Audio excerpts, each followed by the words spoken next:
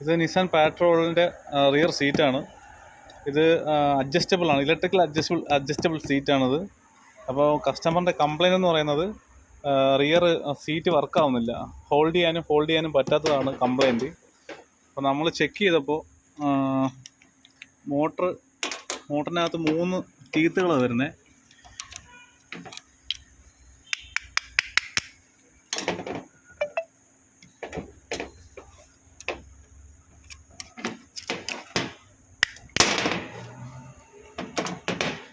മൂന്ന് ടീത്തുകളാണ്. അതിനകത്ത് ഒരു ടീത്ത് ബ്രോക്കണാണ്. അതാണ്ട് ഇതുപോലെ ബ്രോക്കണായിപ്പോയി.